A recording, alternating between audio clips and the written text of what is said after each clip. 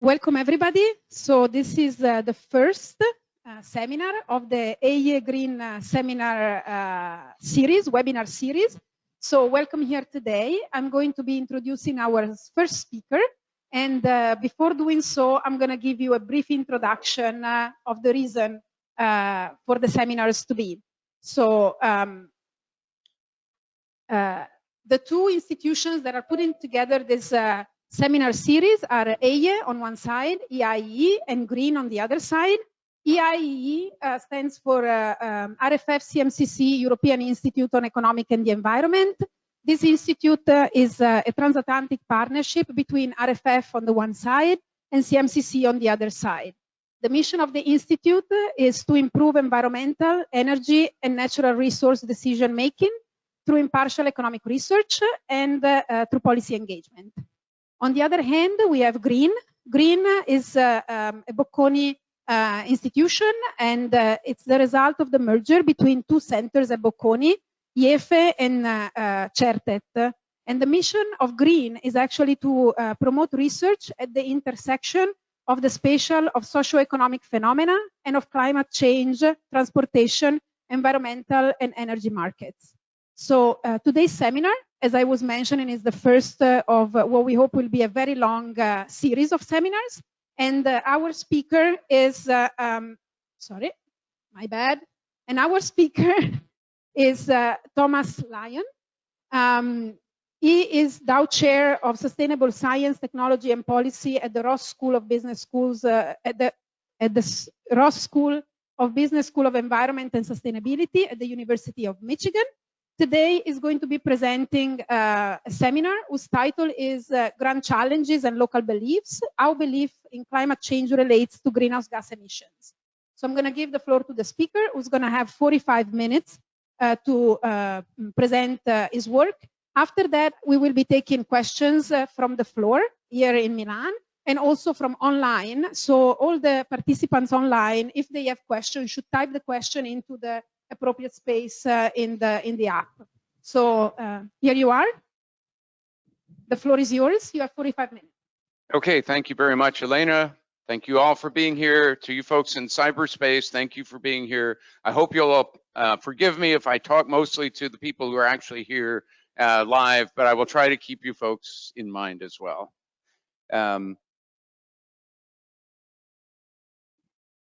Here we go.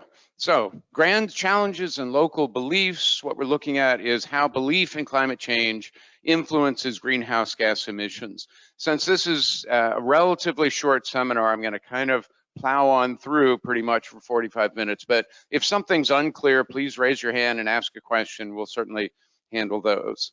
I should say this is joint work with Glenn Dowell, who's at Cornell in the Management and Strategy Department, and Rebecca Pickens, who is a doctoral student with Glenn at Cornell. This may be something that I don't need to cover for this particular audience, but since it's in the slide deck, I'll mention it anyway. Regardless of what you think of Davos, and many people don't think too highly of it, it does an annual survey of risks that is quite interesting. They survey a large number of stakeholders and ask them, what do you perceive to be the largest risks facing the planet and facing the rich people that can come to Davos. And this last year in 2020, it was very interesting because for the first time, all of the top 5 risks in terms of likelihood were climate change related. So that's a big deal. If you look at what the top 10 risks were, over here we've got on the left extreme weather, climate action failure, seems very relevant in the United States anyway, natural disaster, biodiversity loss, and human-made environmental disasters. You could also argue that this one over here in red, water crises, is also really a climate risk as well. So 6 out of the top 10 we should think of as climate-related risks. That's pretty amazing. Now these folks rate both the likelihood of a particular problem and the impact of it. And what you see in this chart is their studies over time from 2007 to 2020, so moving upward this way. And you can see in the colors, there's economic risk, green is environmental, brown is geopolitical, red, social, and purple technological. So when we go back to the late 2000s, a lot of the concern was around economic risks with the collapse of the financial and housing market in the US. And you can see in terms of impact, the blue or the economic was the predominant concern as well. More recently, the green issues have moved into a dominant position, and this is where you see the top 5 issues across the likelihood category are all climate driven, and 3 of the 5 impact ones. So for a group of researchers like yourselves, I don't need to belabor this point. The planet's melting, we should do something about it. I don't need to belabor this either for you. We have an atmosphere. It contains a lot of carbon.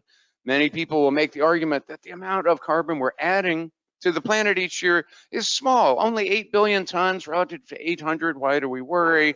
And in fact, 4 of them get absorbed into the ocean or the biosphere. So there's only a small 4 billion tons of additional carbon going into the atmosphere each year. Nevertheless, that's enough to create a serious problem.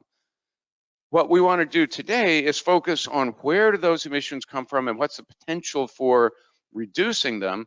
And we're going to zero in on the industry sector. There's been a lot of work done on electricity, but this is partly because the data has been good there. There's also a growing amount of research on transportation, and the data is fairly good there. But when it comes to greenhouse gas emissions from industry, the data have been poor until fairly recently. So we're going to exploit new data that have been collected by the EPA since 2010 on greenhouse gas emissions at the facility level for all large manufacturers in the US. And then we're going to link that to information about beliefs to try to see, do the beliefs of local people actually have some impact on greenhouse gas emissions in industry?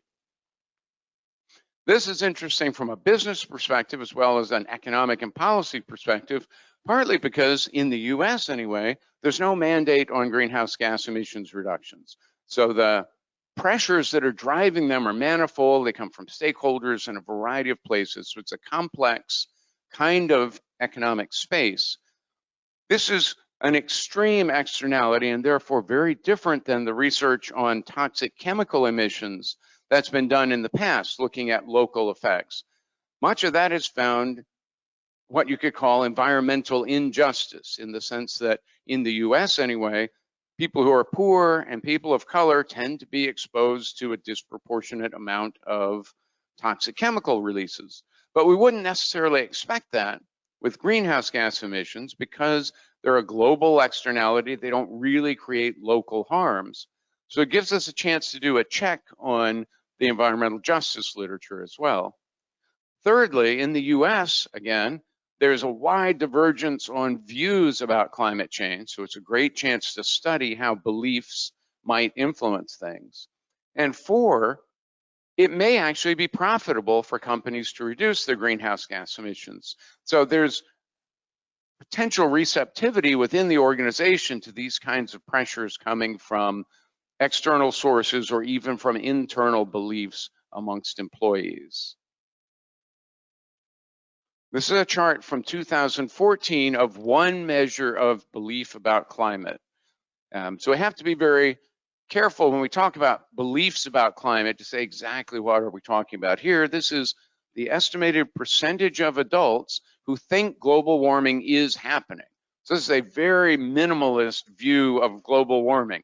Are you at least opening your eyes to the fact that the planet is changing? 2014. So this scale goes from very little belief in a dark blue up to moderate belief in this sort of tan range and red going up toward 100%. And so you can see the nation as a whole hovered around a 50% belief that global warming was happening. You see a few counties, so this is county level, that are blue, so they're below 50%. You see a decent amount of variation here, but the variation becomes bigger when we ask more detailed questions about climate. So this is just, is global warming happening? But the Yale survey that's done each year asks a different kind of question that amalgamates 3 different things. So 1, do you believe it's happening? 2, are you concerned about it? And 3, are you motivated that we should take action? So this is a different measure. And it's more nuanced in the sense that you can see 16% of people are alarmed, highly concerned about climate.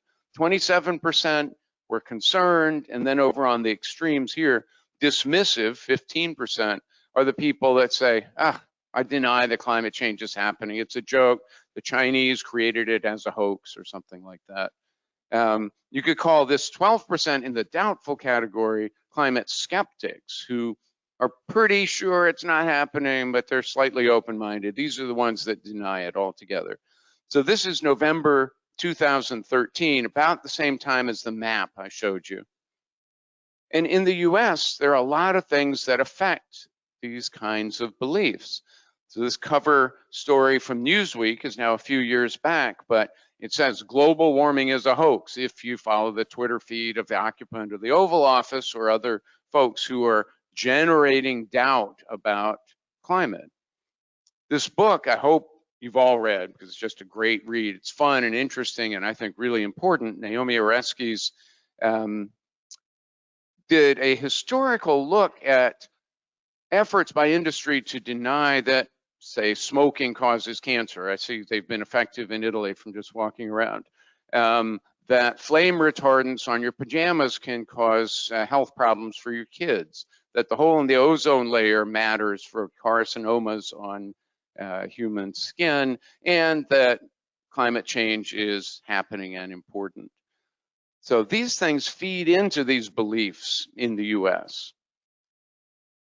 Many of you may have heard of some of the efforts that Exxon was making to fund organizations that systematically deny that climate change is happening. The one I show my students is always this little video from the Competitive Enterprise Institute, which is a free market think tank.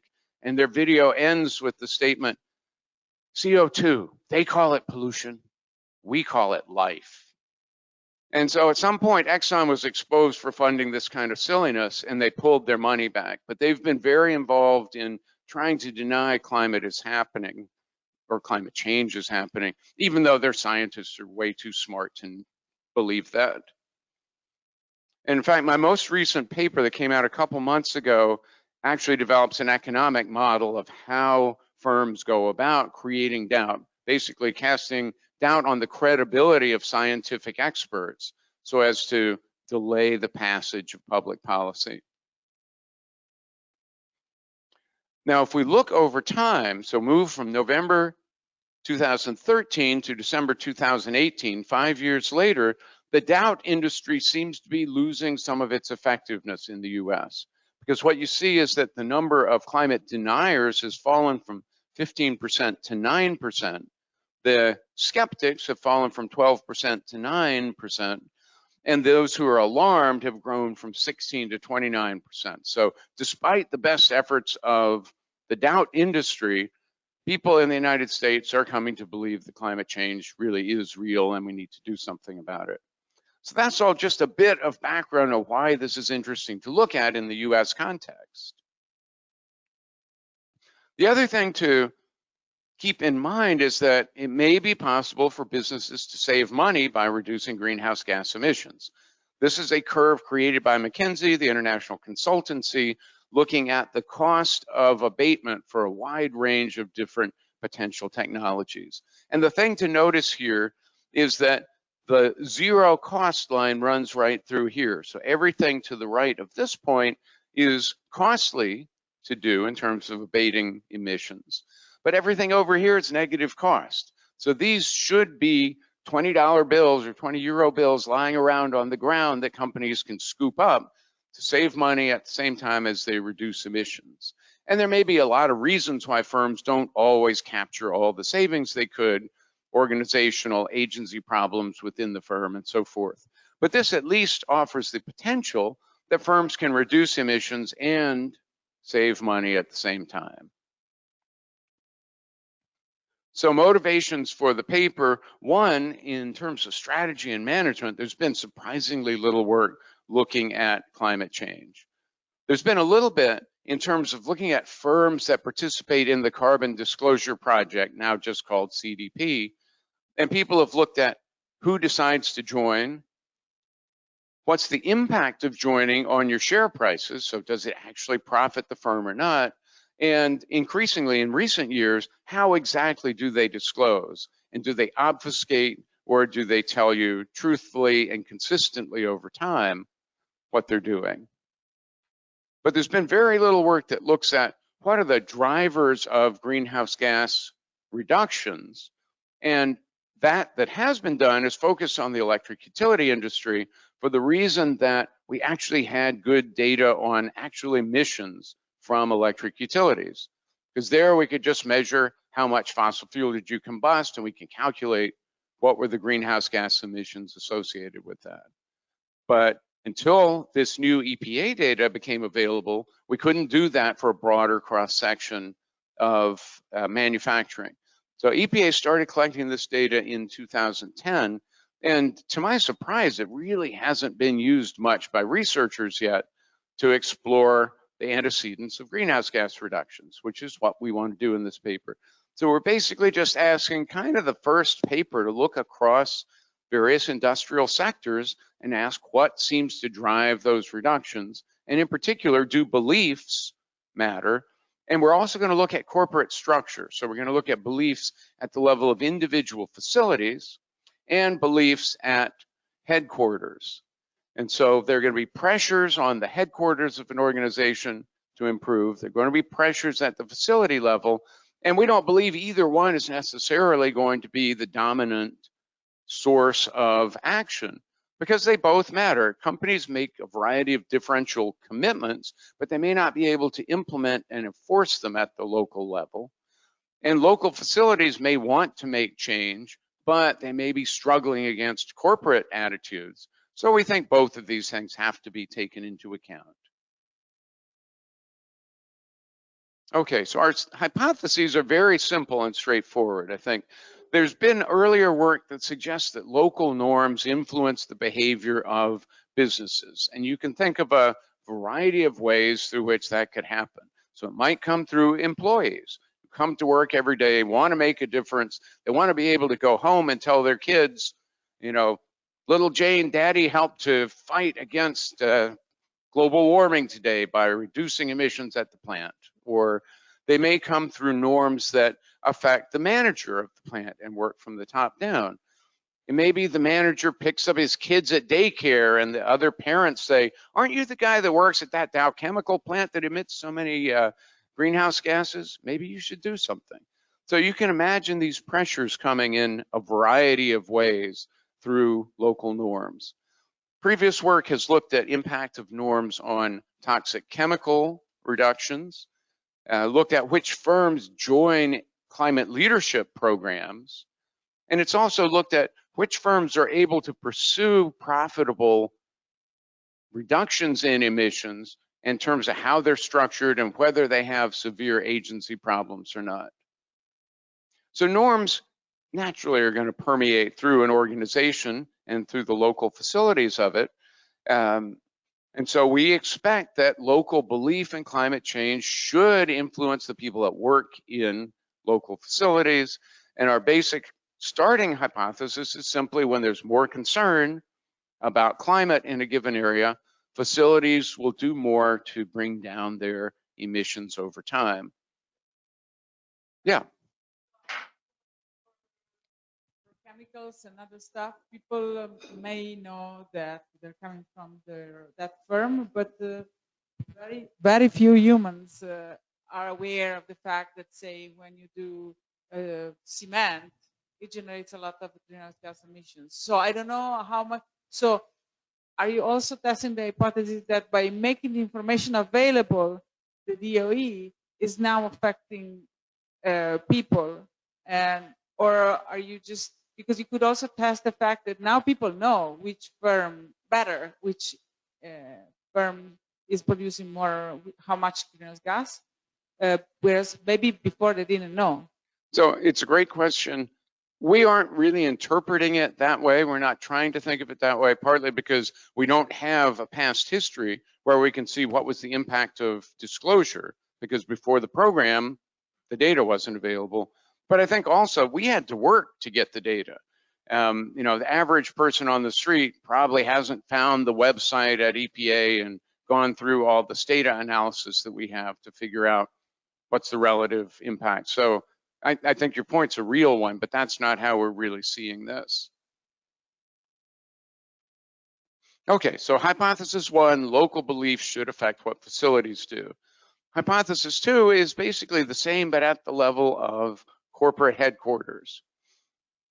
And we already know from prior research, firms do quite different things on a given issue in response to what local stakeholder pressures can look like, but those get implemented in very different ways at the facility level. And there's been some interesting research done that shows when a firm acquires a dirty facility and the firm itself is cleaner, that facility tends to clean up. So it's clear that firm attitudes influence what local facilities do. So in just the same way as hypothesis one, we expect that attitudes at headquarters will also have an impact. Yeah. Headquarter, you mean also the shareholder? No, so we're not thinking directly of shareholders. We're just thinking we know where the headquarters of the firm is geographically, and then we look at local climate beliefs in the county where the headquarters is located. But we're not really getting at shareholder attitudes at all in this. That may be something we could do in the future. Then the next two hypotheses have to do with interactions between the two sets of effects. And basically we're arguing that they should synergize. So when headquarters has more concern about climate, we expect that's going to make the facility more sensitive to local climate beliefs. And so this is looking at headquarters concern just in terms of beliefs around the headquarters facility. The fourth hypothesis is that if a company makes a commitment, a public commitment on greenhouse gas emissions, we expect that will also make local facilities more responsive to local beliefs around them. And what we're going to do to measure this is to look at companies that joined the EPA's Climate Leaders program. So those are the four hypotheses we have, very straightforward. We're not really breaking a lot of new theoretical ground here, but I think the real contribution is primarily empirical. So as I've been mentioning, this greenhouse gas reporting program started in 2010. It captures data on emissions for all facilities above a certain size. That size is 25,000 tons of carbon per year being emitted. So that gives us about 8,000 facilities across the country, across a variety of different industries. And that's about 85% of the industrial carbon emissions. And what we're going to do is take the natural log of that. That will be our primary dependent variable. And we do the log just to avoid issues with skewness of the data. The primary independent variable is a survey that was done at Harvard in 2010, not replicated since then. So we just have 1 year of data. But what they did was survey 50,000 people and ask them essentially a Likert scale kind of question for concern about climate. So number one means you're highly concerned and you identify with this statement: global climate change has been established as a serious problem and immediate action is necessary. So that's one. And 5 is on the other end: global climate change is not occurring. This is not a real problem. It's a Chinese hoax or something like that. And so what we're going to take as our main independent variable is the percentage of people that either say 1 or 2 as their level of climate concern. We have information about the parent company that comes directly from the EPA. And then our public commitment data is from the EPA's Climate Leaders program. What we're going to do is have controls at the facility level. So we'll have fixed effects for individual facilities because we don't know exactly when they were created, how long they've been in place, any of the idiosyncratic features of them. So we just control for that with fixed effects. One of the most important variables here is facility size. So what's the level of output? Because when we first started playing with the data, we realized from a given facility, emissions could swing wildly from 1 year to the next. And we thought, maybe this data is just not good. And so we did a lot of work to try to figure out how do we control for changing output levels. And finally, the best thing we've been able to come up with is to actually link this data to the EPA's toxic release inventory, which has been around for a long time. That asks individual facilities to measure your production relative to last year. And the nice thing about this is it gets around issues of trying to compare production of oil with steel with concrete. So each one uses their own units and just puts things as a production ratio. So that will prove to be really important. That reduces the size of the sample a little bit, but we think it really helps in terms of making the results more robust. One of our key variables will be something we just call clock, which is year minus 2010. So it's just a time trend. And then we're going to interact that with the climate change beliefs to see if beliefs are related to reductions over time. Then we have a variety of community variables. So environmental injustice in the US, this tends to be measured by percentage of African Americans in a given community. We've also got information on political orientation, percentage of donations to Republicans as opposed to Democrats. We only really have two parties, unlike the, 20 that you have in Italy. And then we have a ton of data on religious beliefs, and we'll use just a slice of that. So the methods are very simple. We're just using OLS with errors clustered at the facility level with that fixed effect. We have to drop a few counties where the survey just didn't touch many people. So we lose a few more observations because of that. But otherwise, we have a pretty complete coverage across the country. So these are just descriptive stats, nothing too shocking here, except I'll point out this facility production ratio. So on average, it's 1.08. So most facilities are growing over time, but it ranges from 0.01 to 9.57.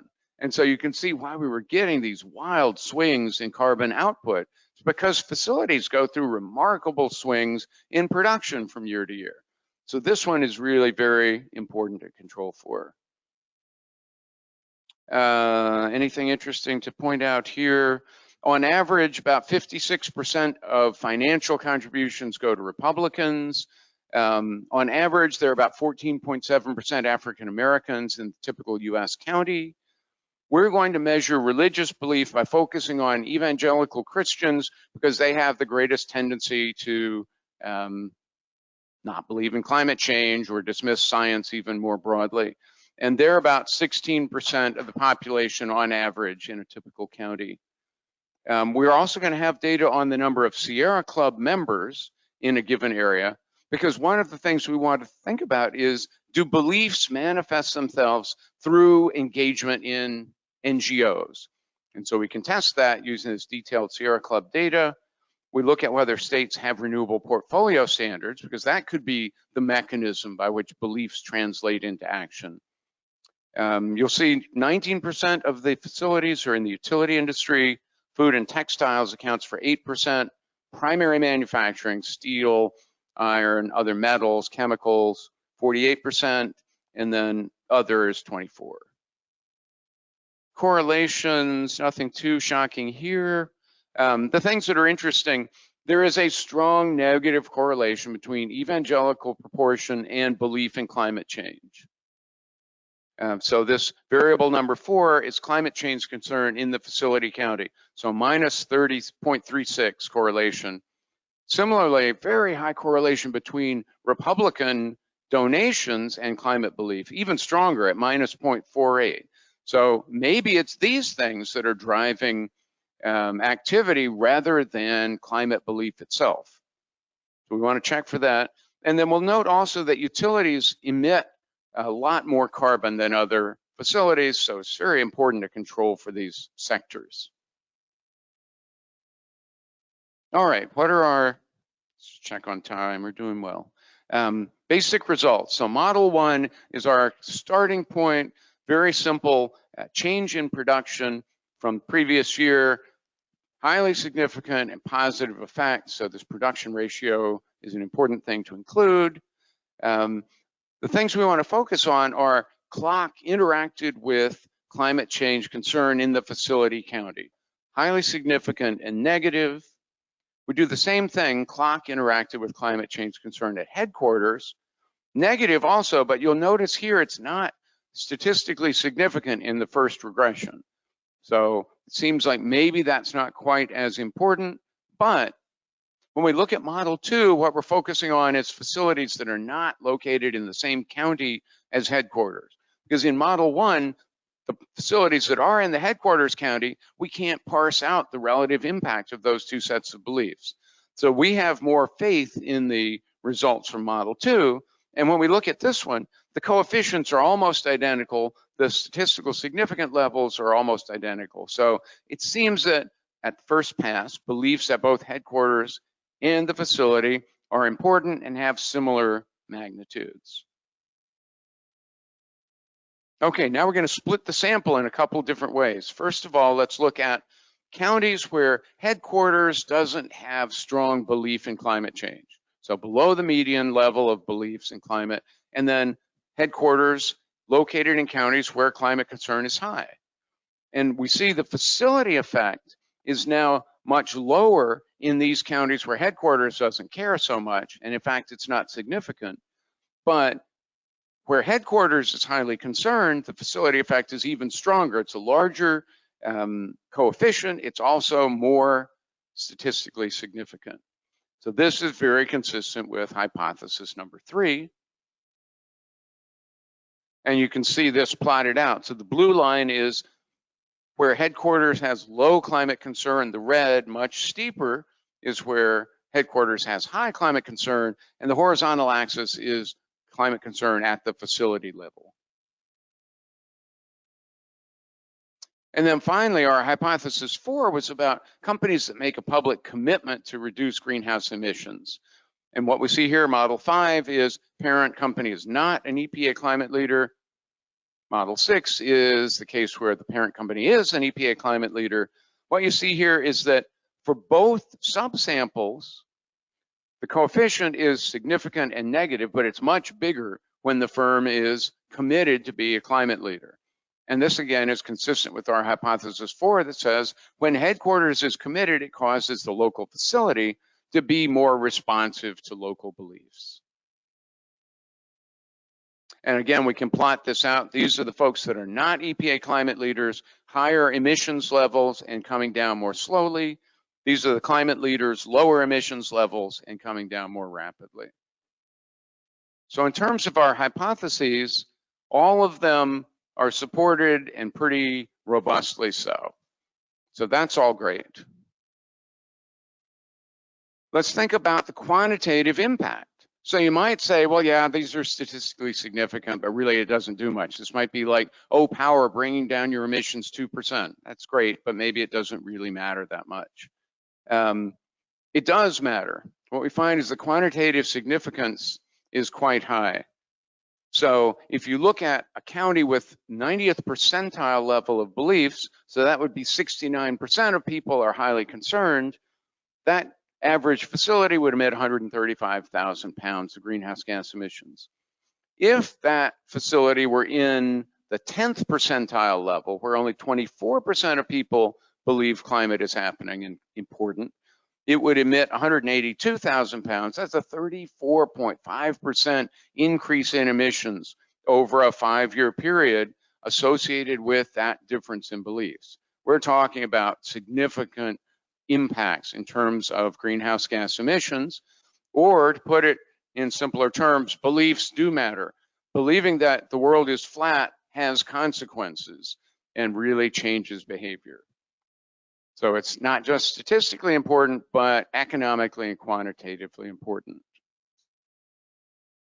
So I want to take a moment to talk about a couple of robustness checks and then a little bit to say about the mechanisms through which this might be happening. So as I mentioned before, evangelical Christian membership and Republican donations are highly correlated. Maybe those are the things that are really driving behavior and not climate belief. So let's check that. And let's also look at the role of race in counties to see just is the environmental injustice phenomenon happening here or not. So first of all, we interact our clock with county median income. Maybe that's important, not according to the data, not significant at standard levels. There should be a whole series of other models that will come through here. So we're having a little bit of a PowerPoint problem. I apologize to everybody. Let's see if I can remember what the results were. So if we have the second column, this worked yesterday, by the way, so I don't think it's the file, but anyhow. If we interact the clock with proportion of evangelical Christians, highly significant, and emissions are higher. That's what we would expect. If we look at interaction with Republican donations, highly significant, emissions are higher. But when we pop those things into the same regression with beliefs, they disappear. And the coefficient size on beliefs basically doesn't change. So it seems that it's really the beliefs and not either your religious preferences or your partisan preferences that are driving things, because not all evangelical Christians are the same, not all Republicans are the same. It's really their beliefs that seem to matter. Oh, and then the other thing is when we look at African American percentage, no significant effect at all. So this is really not an environmental justice story, and that's what we would expect because it doesn't really have any local impacts on damages. We also replicated our results. There's another survey. So we used this Harvard survey that was done in 2010. There are folks at Yale that do a survey more frequently. The only problem with that is it's somewhat contaminated in the sense that the measure of belief is partly a function of the level of local emissions. So they build local emissions into their climate measure. And because that would kind of link our independent variable and dependent variable, make it hard to distinguish the two, we didn't want to rely primarily on that, but we have redone the results with the Yale survey, and it really comes out very similar. So that's comforting. All these things are very consistent with the core results. The other thing that we want to talk about is, well, what are the mechanisms by which this happens? Because maybe local beliefs lead people to join environmental groups, and it's really the environmental groups that are pounding on the door of the manufacturing facility calling for change. So we're going to use Sierra Club to look at that.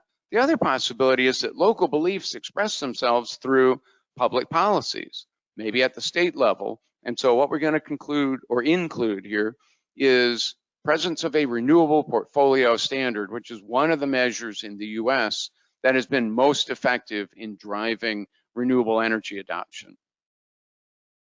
So lots and lots of small numbers here. Even you young folks with good eyes probably can't see them. Let's blow it up a little bit. So here we're looking at Sierra Club members within 50 miles of the facility.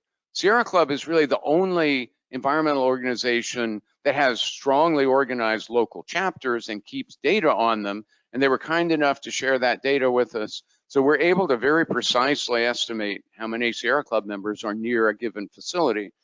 But the significance of the effect is not anywhere close to important, and the size of the coefficient's small, not a precisely estimated 0. It's just very noisy. So we don't think that's what's driving things. And then if you look at whether the state has a renewable portfolio standard, this coefficient is negative and highly significant and robust. So state policies are definitely having an impact. So we include both of these, and now I'm going to just flip to the bottom part of the chart to look at these coefficients on climate change concern. Are they washed out by the inclusion of these other variables? No, and in fact, the magnitude stays about the same, the significance stays about the same. So state policy matters, but it doesn't undermine the effect of local climate beliefs. So we could go a lot further and deeper into this question of, are there other local policies that we could think about at the state level, maybe even at the city level? Although some city policy commitments are things like, we'll be carbon neutral by 2050, which may not really have any direct actionable impacts. And controlling for those would be a major data collection challenge, so we haven't gone there yet. But our initial cut at policy anyway suggests it really doesn't negate the impact of local beliefs at all. So this is just summarizing. Both headquarters and local beliefs really seem to matter, and the effect is quite large quantitatively. A 34.5% increase in emissions if we go from the 90th percentile belief down to the 10th percentile. Both firm and facility level matter. They interact, they reinforce one another. And this is not an environmental justice story as far as we can tell. And there's no reason it should be. So it's just kind of reaffirming to see that it fits with what we would expect. I think there are implications practically for a variety of things, both strategy and policy and more broadly, education. So if beliefs really matter, then it's important to educate people so the beliefs have some congruence with reality. So I'm part of the reality-based community in the United States, which is under threat at the moment. But these local educational local educational efforts are probably very important. Second, we really need to pay attention to these corporate political action strategies and think tank efforts that are trying to sow doubt, because changing beliefs not only slows down the passage of public policy, but also just encourages greater emissions of greenhouse gases and greater consumption of fossil fuels. So as a way for the oil and gas industry to increase sales while deflecting policy pressure, it's a good strategy, but it's bad for the rest of us. In the same way, we should hold companies to the fire for inconsistency between their stated CSR activities and these sorts of doubt-sowing political activities. I think we need to pay much more attention to that form of corporate hypocrisy and greenwash. Fourth, this suggests there may really be a legitimate role for government in trying to block fake news about climate or about politics. Maybe Mark Zuckerberg should rethink his policy of allowing willfully false political statements. And finally, I think we need new norms of transparency around corporate political action, such as the Exxon efforts, such as the Merchants of Doubt efforts, because beliefs are really so important to fighting climate change.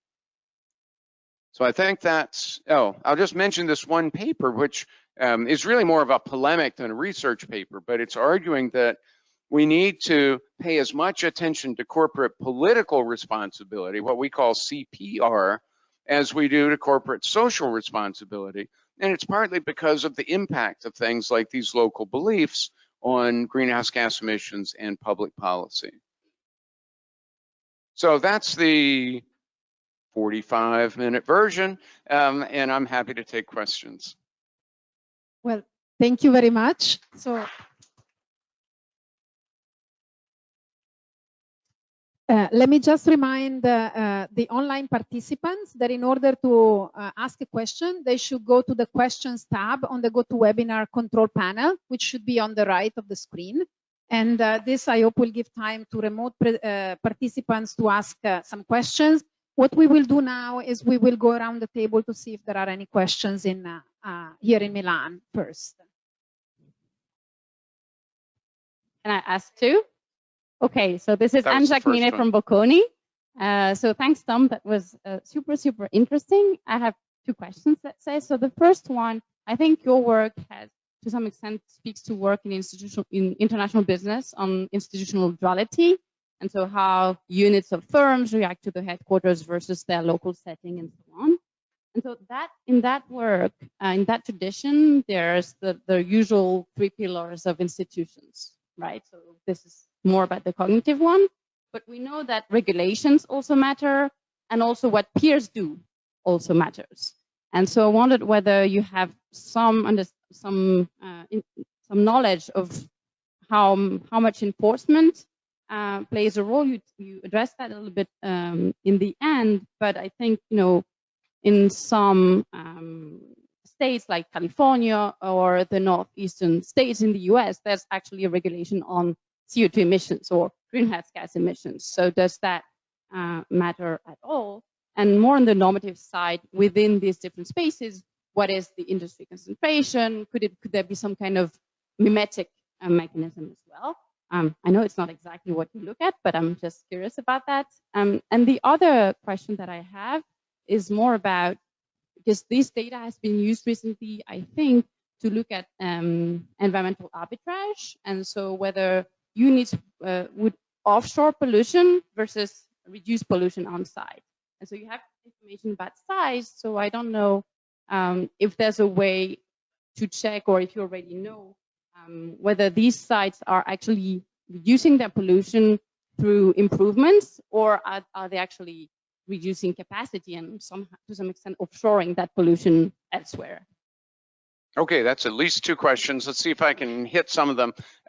In terms of offshoring, we don't have data on foreign facilities, so we really can't tell whether that's been occurring. But in terms of just reducing output, we have this production ratio control, which I think does a pretty good job. So I don't think what's happening is just reduction in output, because what we're looking at is essentially eco-efficiency, if you want to call it, or greenhouse gas intensity, and that's what's coming down.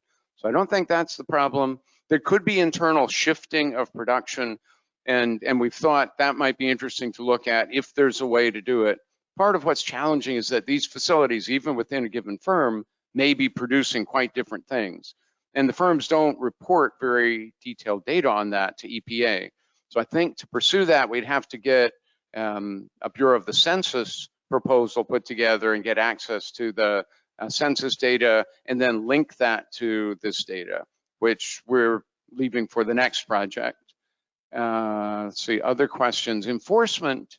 So as you said, certain states do have climate policies. We have fixed effects at the facility level. So as long as those facilities stay in California or the RGGI states, then we're controlling for that state level difference, unless there are dynamic changes in the stringency of policy in RGGI or California. And we should probably look at that a little more to see whether there's been some significant shift in stringency on those. But otherwise, we're relying on the fixed effects to sweep a lot of that out.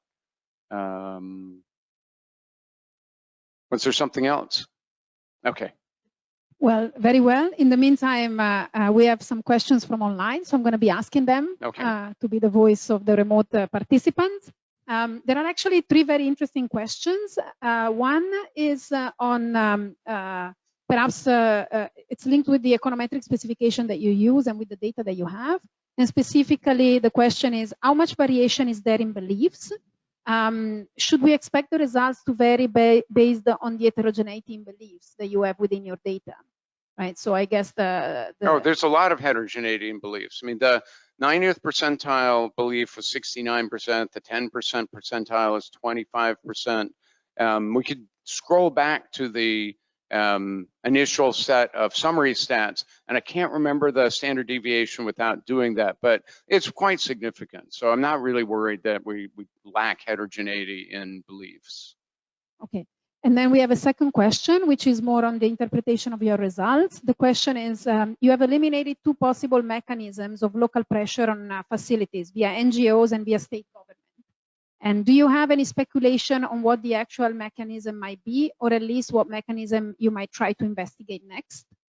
Well, so as we started out, what we think the mechanism is this diffuse role of local norms in influencing employees and managers, and just changing their attention to the issue. And part of the reason it's really interesting in this particular setting is that facilities may be able to actually save money by reducing emissions. And that could be just a cognitive factor, that if the managers or the employees at a facility become more concerned about that, they may start finding those opportunities which they were overlooking before because there are a lot of other things competing for their attention. So it's that change in the beliefs of the people who work at the facility that's what we suspect is the mechanism. And that's very hard to analyze without, say, going in and talking to people. So we could supplement this with a qualitative study at some of the selected facilities. I'm going to ask a last question from remotely and then pass the microphone back here in Milan. So it's a politically charged question. So good, I like brace for impact. So the question runs, is the Trump administration one day going to do anything on climate change? Any way to convince them it is necessary to change route? The Trump administration is already doing a lot of things on climate change. It's going backwards very rapidly. So it's trying to weaken greenhouse gas standards for vehicles. It abandoned the Obama administration's Clean Power Plan. Pretty much any environmental efforts made by the Obama administration have been rescinded as quickly as possible by the Trump administration. The administration has appointed people to run the EPA that either are in the pocket of oil and gas, or the current guy who was a coal lobbyist for many years. So it seems pretty clear the Trump administration has no interest at all in addressing climate, except insofar as to allow it to become a bigger problem. So are there any more questions here from Milan? Two quick questions. One about the demographic. Did you look at the age of the respondent also? No, I'm not sure if we have that information or not, but we haven't used it at all. Okay. And I was thinking about the Republican donations data you use. Might be interesting also to look at more recent, like the voting patterns, or because I think that's more updated with the EPA result than the survey that you use for the same time. Well, that's a good idea, because we could put current voting behavior, and instead of interacting with the clock based on older behavior. No, that's good, and I like these kind of doable suggestions too. And the last one, have you looked into the behavior of firms which are like single entities, like the headquarter is just one entity instead of having a branch? Or we haven't really looked at that. We could, because we know how many siblings there are within the corporate structure. I think the average number is 15, but we could certainly pull out the ones that are just single units. And that kind of, I think that gets to one other thing that Anne was mentioning before about transfer of knowledge and peer effects. And so we could certainly look at peer effects within a given corporation, and we could potentially also just do it within a county, or a variety of other ways of doing that. So that's a nice suggestion. Thanks. So a quick question. Do you have data on abatement cost at the plant level? No. It could be that plants with high abatement costs are strategically located in those counties or areas when there's less oversight. Beliefs are people. Yeah, it's a good question. We don't have any data on abatement costs. The best we could do on that, I think, is to divide up our industry segments in more detail to say, that concrete firms are different than chemical firms, different than steel firms, and kind of try to gather some engineering information about opportunities in those sectors. But we don't have any firm-specific or facility-specific abatement cost data. And we also don't really know when was the facility built, why was it built, how has it changed over time. So I don't think we can say much about why the facility was located at a given place. We've had it suggested when I presented this last couple times that we could look at whether facilities are more likely to exit in areas where climate belief is particularly strong. And I think that's something we might be able to do. I don't think we have many exits, but we could at least try that. I think I have a follow-up question on that particularly. I would be interested also in entries rather than exit, which leads a little bit to the issue of endogeneity in your estimates, which is it possible that firms who are more green purposely locate in greener areas? Think of California, right? It's very unlikely that you'll have a very conservative businessman set up a business in certain parts of California simply because the guy doesn't fit in. So in a certain sense, my question is not about whether beliefs and reduction in emission are correlated, which they clearly are, but through the mechanism and the magnitude that you were talking about. Because if you have some endogeneity, you may be overestimating the power of beliefs, which in terms of policy relevant advice would mean that if we invest a lot in educational campaigns, we may not be able to increase the strength of that channel. That's a good question. We don't really know when the firms in the data set entered, because you know, if they only started reporting in 2010, we could conceivably find some that start reporting partway through. And that, I think, like the converse of the exit story, is something that's worth looking at. My sense of it, just from, you know, having sifted through the data some, is that we don't have a lot of those, because these are relatively large manufacturing facilities. They're hard to locate. They're big and dirty. Nobody wants them around. And so the flip side is, you know, even if you're a relatively clean steel manufacturer, you probably don't go to California. So I don't have too much hope for being able to do that, but we should push harder on it. And if I may, a second question, which has to do with the fact you were mentioning that you have several, I mean, you have within your data set headquarters which have which have facilities located in different counties around the US, which should be the case if you have very big firms, right? Yeah. So it would be very interesting to compare within the same headquarters the performance of two siblings which simply live in two different counties, one where you have very high environmental beliefs and concerns, and one where you don't, to see if your story, I mean, even if just in a descriptive way, you could sort of like say something about that. That would so just to provide some anecdotes, because the structure we're estimating is already controlling for those effects, but you're suggesting just to look at case studies of particular companies? Yeah, maybe? To simply sort of like enrich the results with practical examples in a certain sense, to enrich the story from a practical point of view behind the numbers. Yeah, that's a good idea. We should be able to do that, at least with some level of detail. There's certainly some firms with a lot of individual facilities. Okay. Right. Is there any other question from the floor here in Milan? I don't. Oh, just a second. On the need, I have another question from remote. Yeah. On the need of education, did you take a look? Just like, if I can read it, just a second. Sorry.